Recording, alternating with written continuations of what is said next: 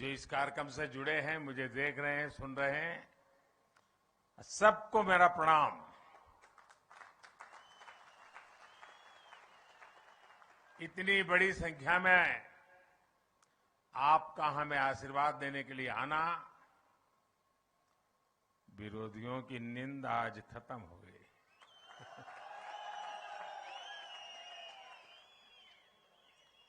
मैं रास्ते भर में जो उमंग और उत्साह देख रहा था, नौजवान जिस प्रकार से उछल उछल करके स्वागत कर रहे थे, बहुत ही यादगार पल थी। और मैं देख रहा हूं, शायद 10 मंजिला सभा है।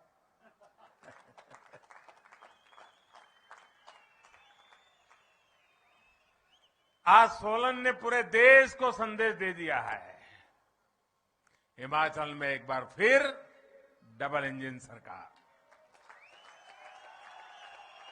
हिमाचल में एक बार फिर भाजपा सरकार।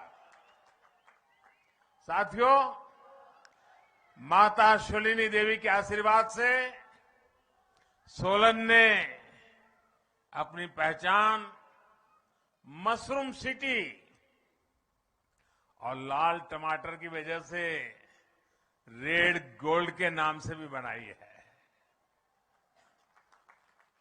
और मुझे खुशी है कि जब मैं गुजरात का मुख्यमंत्री था तो मैंने हमारे मशरूम किंग ठाकुर बुद्धराम जी को गुजरात बुला करके उनका सम्मानित किया था।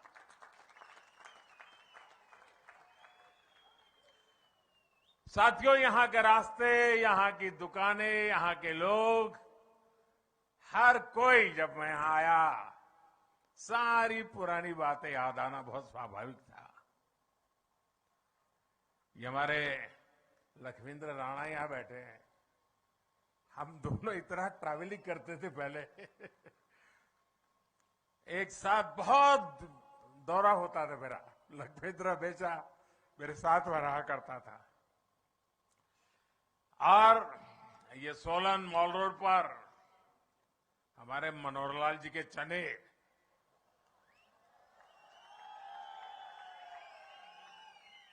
शायद ही मैं कभी यहां से गया हूं और मनोहरलाल जी के चने न खाए हो। ये हमारे राजीव बिंदल बैठे हैं, हमारे सोफत जी, वीरेंद्र कश्यप जी, मनोहरलाल सूरी जी, वैद्य राम कुमार बिंदल जी, अनेक पुराने साथी, सबके साथ कंधे से कंधा मिला के काम करने का अवसर मिला। हमारे रामानंद ठाकुर जी, JL शर्मा जी, गोकुलचंद मेहता जी, बहन रितु सेठी, अभी मुझे हेलीपैड पे मिलना हो गया। सबके साथ इतना काम करने का आनंद आया, अवसर मिला। और मैं अक्सर यहां सोलन रेस्ट हाउस में रुकना होता था मेरा, और मुझे याद है वहां एक हमारे खड़क बहादुर और दूसरा शायद सुंदर, ये 2 चौकीदार हुआ करते थे।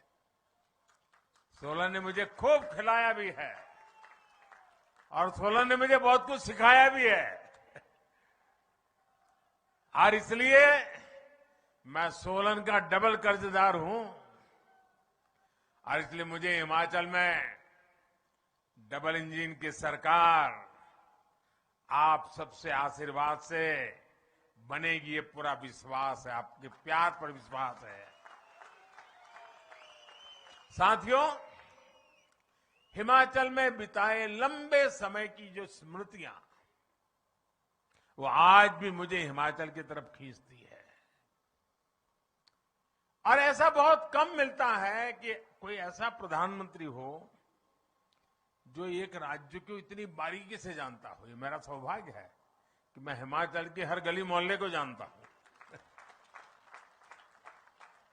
और इसलिए आपने भी देखा है कि मैं देश में रहूं या विदेश में, हिमाचल के साथ मेरा जो लगाव बना रहता है, न हिमाचल मुझे छोड़ता है, न मैं हिमाचल छोड़ता हूं।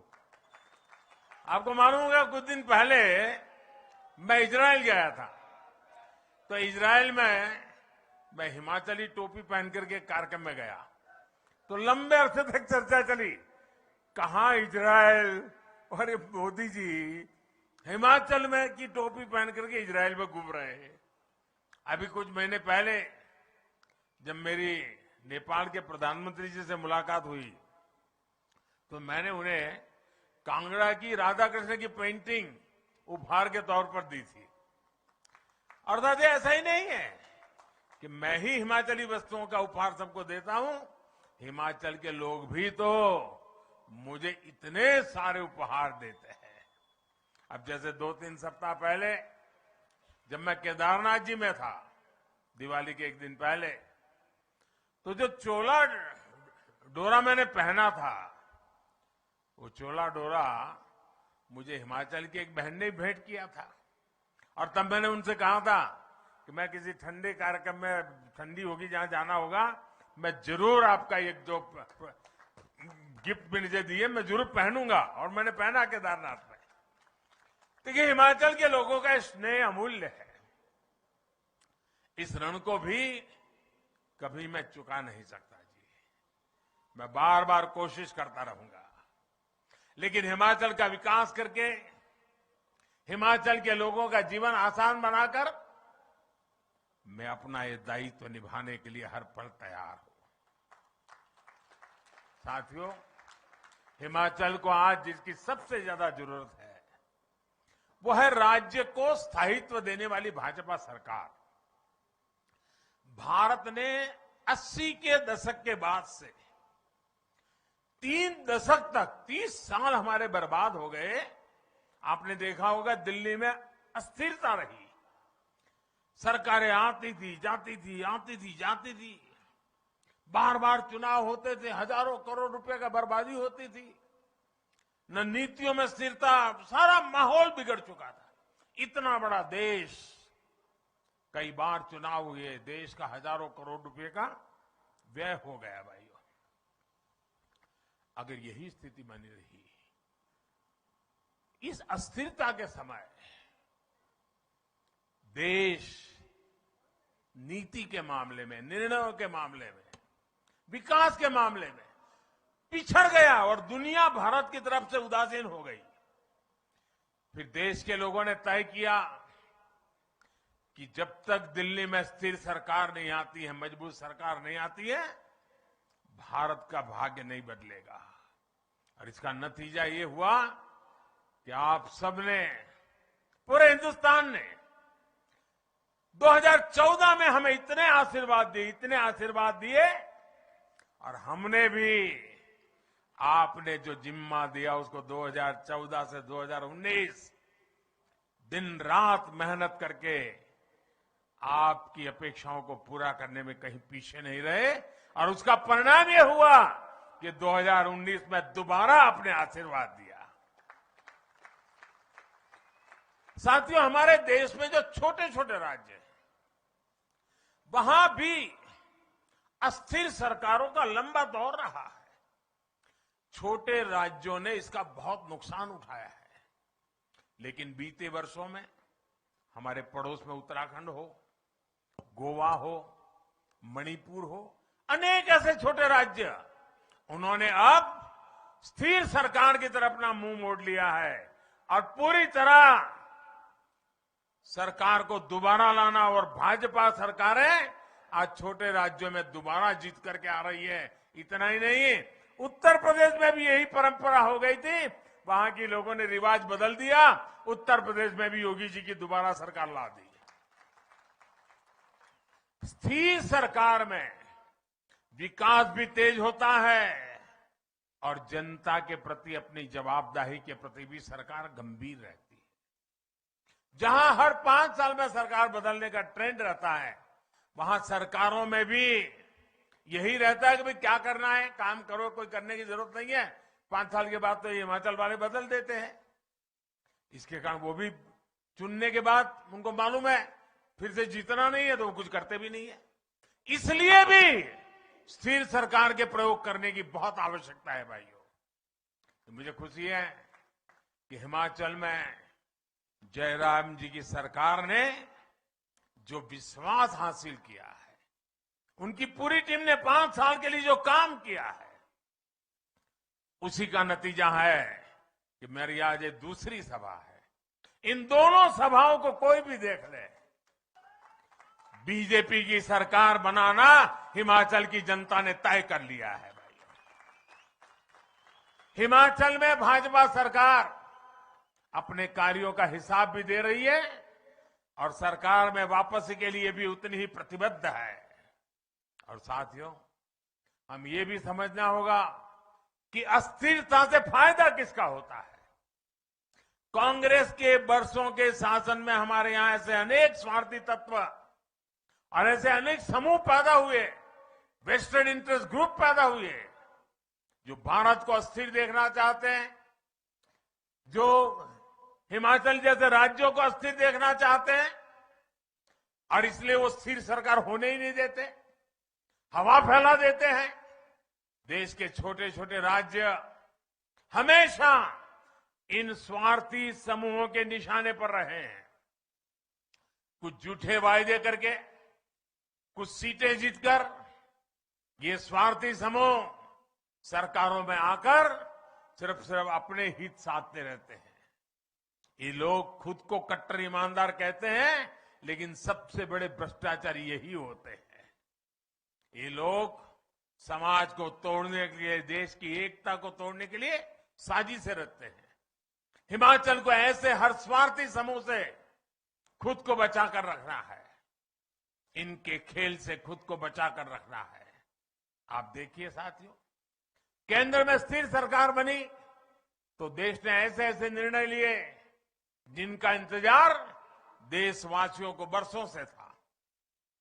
जब केंद्र में स्थिर सरकार बनी तो भ्रष्टाचार और भ्रष्टाचारियों के खिलाफ निर्णायक लड़ाई शुरू हुई। जब केंद्र में स्थिर सरकार बनी तो आतंकवाद, नक्सलवाद काबू में आए, नॉर्थ ईस्ट में शांति स्थापित हुई। इसलिए स्थिर सरकार 21वीं सदी के भारत की जरूरत है और उसमें बड़ी भूमिका देश के छोटे राज्य की भी है। साथियों, हिमाचल के लोग जानते हैं कि भाजपा किस तरह यहां के विकास के लिए गंभीरता से काम कर रही है। हम पहाड़ के लोगों की सुविधाएं बढ़ाने पर, रोजगार के अवसर बढ़ाने पर, यहां के औद्योगिक विकास पर, टूरिज्म बढ़ाने पर हम विशेष ध्यान दे रहे हैं। इसलिए नालागढ़ में मेडिकल डिवाइस पार्क और ऊना में बल्क ड्रग पार्क बनाए जा रहे हैं। हिमाचल में लगने वाले हर प्रोजेक्ट में 100 में से 90 रुपये आज केंद्र की भाजपा सरकार दे रही है भाई। Bharat pharmacy of the world अगर ये है तो इसमें हिमाचल की हिस्सेदारी कई गुना बढ़े, हम ये प्रयास कर रहे हैं। साथियों, बद्दी, बरोटीवाला, नालागढ़, परवाणु, चंबाघाट, इस पूरे औद्योगिक क्षेत्र को विस्तार देना डबल इंजन की सरकार की प्राथमिकता है। टूरिज्म उद्योग हो या फिर खेती से जुड़े उद्योग हो, इसके लिए आवश्यक आधुनिक इंफ्रास्ट्रक्चर पर अभूतपूर्व बल दिया जा रहा है। बिलासपुर में एम्स के बनने से इस क्षेत्र में मेडिकल टूरिज्म भी बहुत बल मिलने वाला है, बहुत ताकत आने वाली है।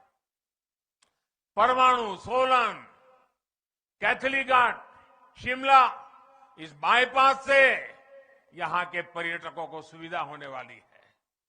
पिंजौर, बद्दी, नालागढ़ 4 लेन का काम जब पूरा हो जाएगा तो औद्योगिक क्षेत्र को बेहतर कनेक्टिविटी मिलेगी।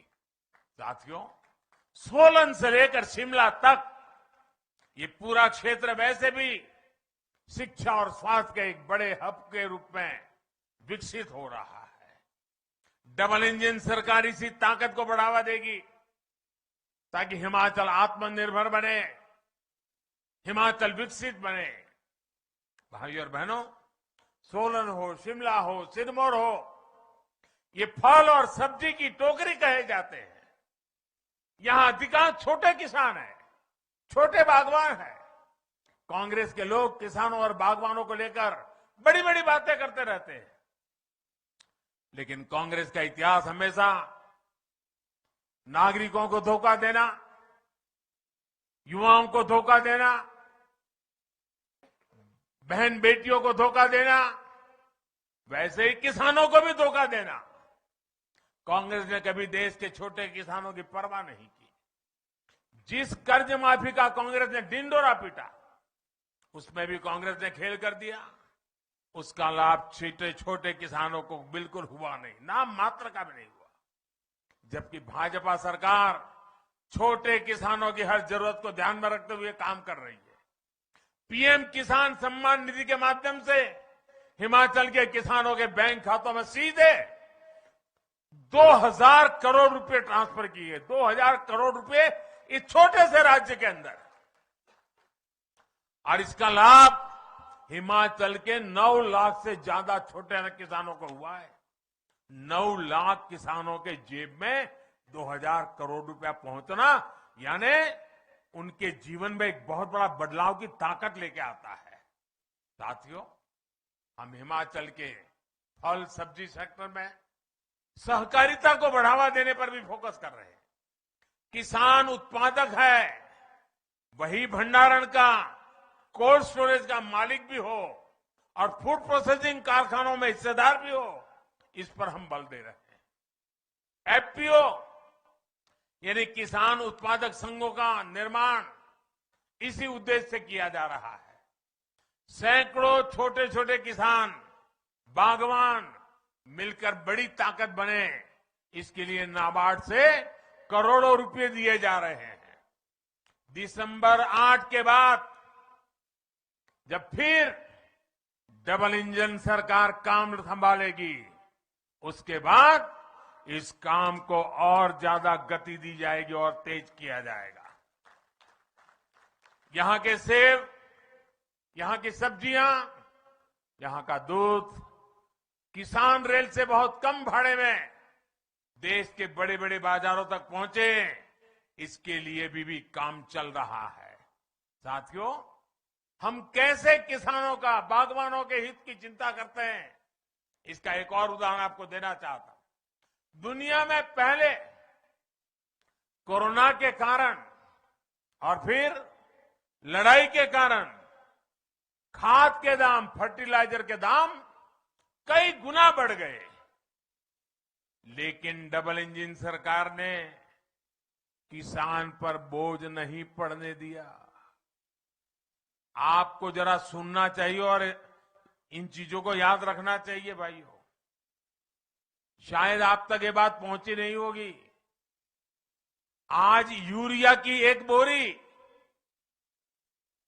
हमें बाहर से लाना पड़ता है, विदेशों से हमारे किसानों के लिए लाना पड़ता है। एक बोरी हम 2000 रुपये में लाते हैं, लेकिन हमारे किसानों को कितने में देते हैं? 2000 की यूरिया की बोरी मेरे किसानों को 270 रुपये से भी कम रुपयों में दी जाती है। 2000 से लाना और 270 से भी कम में देना, ताकि मेरे किसान के सर पर बोझ न पड़े। और करीब करीब 1700-1800 रुपया ये बोझ सरकार खुद उठा रही है। कुछ लोग 100 रुपये की भी अगर छूट देंगे ना, तो 1000 रुपये का विज्ञापन छपवा देते हैं। ऐसे लोगों से भी हिमाचल के लोगों को सतर्क रहना है। साथियों, आपसे बात करते हुए मुझे एक बात और याद आ रही है। पिछली बार जब मैं शिमला आया था, तो पहाड़ की एक बिटिया ने मुझे एक तस्वीर भेंट की थी। वो तस्वीर मेरी मां की थी। जब मैंने उस तस्वीर को देखा, तो अपनी मां के साथ ही हिमाचल के गांव, कस्बों की हजारों माताओं बहनों का स्मरण हो आया। यहां कितनी माताओं बहनों के हाथ की बनी रोटी मैंने खाई है। अनेक परिवारों में मेरा भोजन हुआ है, और मैं इसे अपना सौभाग्य समझता हूं कि यहाँ की माताओं बहनों के लिए कुछ कर पा रहा हूं, उनकी सेवा कर पा रहा हूं। महामारी के इस समय में गरीब परिवारों की बहनों को अपने बच्चों की भूख की चिंता ना करनी पड़े, इसके लिए हमारी सरकार मुफ्त राशन दे रही है। मेरी किसी गरीब मां को ऐसे दिन नहीं देखने पड़े कि घर में चूल्हा न जला हो। मेरी गरीब मां को कभी ये देखना न पड़े कि आज बच्चों को पानी पिला करके सुलाना पड़ा। ये नौबत न आए। आज इतना समय हो गया कोरोना काल का, 80 करोड़ लोगों को मुफ्त में खाना देता। और जब दुनिया के लोग सुनते हैं ना, तो उनका अचरज होता है, कितना बड़ा काम हो रहा है। लेकिन माताएं बहनें, अगर दिल्ली में तुम्हारा बेटा बैठा हो और तुम्हारे घर में चूल्हा न जले, ये कैसे हो सकता है? हिमाचल में 17 लाख के आसपास परिवार गांव में रहते हैं। आजादी के 7 दशकों तक इनमें से आधों के पास नल से जल नहीं था, पानी घर में नहीं आता था। लेकिन डबल इंजन सरकार ने सिर्फ 3 वर्षों में ही हिमाचल में 9 लाख नए परिवारों को नल से जल की सुविधा से जोड़ा है। और जब नल से जल आता है ना, वो माता मोदी को आशीर्वाद दिए बिना रह नहीं सकती है। जयराम सरकार को आशीर्वाद दिए बिना रह नहीं सकती है। और इसका सबसे बड़ा लाभ हमारी इन माताओं बहनों को मिला। हमारी बेटियों को पढ़ाई में सुविधा हुई है। आयुष्मान भारत योजना से लाखों रुपए का मुफ्त इलाज पाने वालों में बड़ी संख्या में हमारी माताएं बहनें भी है। टॉयलेट हो या गैस कनेक्शन हो, इनको तो पहले की सरकारें कोई जरूरत ही नहीं समझती थी। माताओं बहनों की मर्यादा की रक्षा के लिए, उनकी सहूलियत के लिए लाखों शौचालय बनवाने का सौभाग्य भी मुझे मिला है। उज्ज्वला के गैस सिलेंडर ने भी लाखों महिलाओं का जीवन आसान बनाया है, उनके जीवन की रक्षा की है। भाई और बहनों, हिमाचल के लोग ये भली भांति जानते हैं कि काम भी भाजपा ने किया है, और अगर कोई चुनौतियां है तो उनका स्थायी समाधान भी भाजपा ही कर सकती है। हिमाचल के लोग ये भी जानते हैं कि कांग्रेस मतलब भ्रष्टाचार की गारंटी, कांग्रेस मतलब स्वार्थ भरी राजनीति की गारंटी, कांग्रेस मतलब भाई भतीजेवाद की गारंटी। हिमाचल के लोगों को याद रखना है कि वही कांग्रेस है जिसके शासन में वृद्धावस्था पेंशन के लिए 80 साल का होना जरूरी था। ये भाजपा की जयराम जी की सरकार है, जिसने 80 के बाद मिलने से क्या मतलब था, उसे कम करके 60 साल की उम्र कर दी, ताकि 60 से ऊपर के सब लोगों को इसका लाभ मिले। भाजपा के इस फैसले से आज हिमाचल के लाखों नए साथियों को पेंशन मिल रही है। साथियों, भाजपा का काम भी पक्का है और इरादा भी पक्का है। वही कांग्रेस में अनिश्चितता है, अनिर्णय है, अराजकता है। कांग्रेस में इतने दल में फंसा हुआ है, गुटबाजों का दलदल, और दलदल कभी स्थिरता नहीं ला सकता। हिमाचल के लोगों को स्थिरता के लिए, स्थायित्व के लिए भारतीय जनता पार्टी को विजयी बनाने के लिए मैं प्रार्थना कर रहा हूं। और याद रखिए, हमारा भारतीय जनता पार्टी का उम्मीदवार कौन है? आपको किसी को याद रखने की जरूरत नहीं है, सिर्फ कमल का फूल याद रखिए। मैं आपके पास कमल का फूल लेकर आया हूं। अगर आपको कमल का फूल जब वोट डालने जाए दिखाई दे, समझ लीजिए कि ये भारतीय जनता पार्टी है, ये मोदी जी आपके पास आए हैं।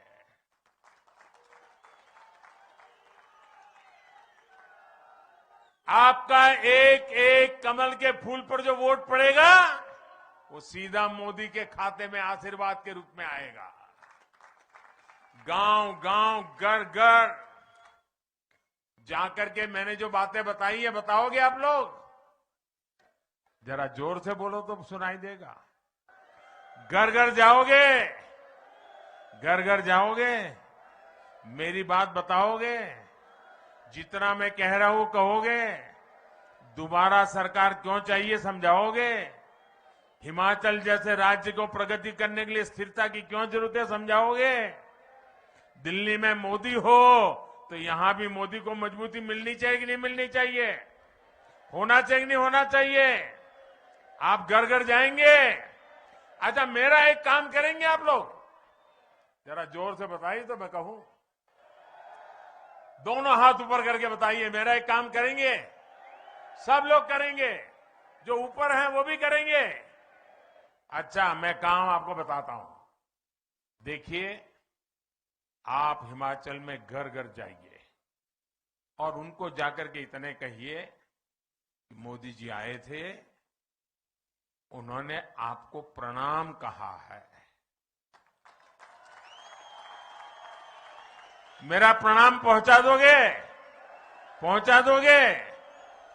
हिमाचल के हर घर में मेरा प्रणाम पहुंच जाए ना, तो मुझे जो आशीर्वाद मिलेंगे, भाजपा को जो आशीर्वाद मिलेंगे, हमारे जो आशीर्वाद साथियों को मिलेंगे, वो हिमाचल के उज्जवल भविष्य की गारंटी बन जाएंगे जी। ये माताओं बहनों, ये नागरिकों का आशीर्वाद, ये हिमाचल के उज्जवल भविष्य का गारंटी कार्ड है भाइयों। और इस गारंटी कार्ड के लिए घर घर मेरा प्रणाम पहुंचाना है। पहुंचाओगे? पहुंचाओगे? भारत माता की, भारत माता की बहुत बहुत धन्यवाद।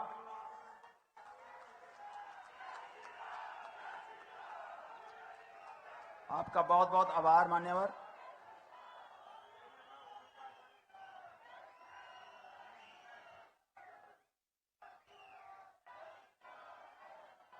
इसी के साथ लेती हूँ इजाजत। नई और ताज़ी खबरों के लिए जुड़े रहें अखंड समाचार के साथ। हमारे चैनल को लाइक, सब्सक्राइब और हाँ, लास्ट में बेल आइकन दबाना मत भूलना। धन्यवाद।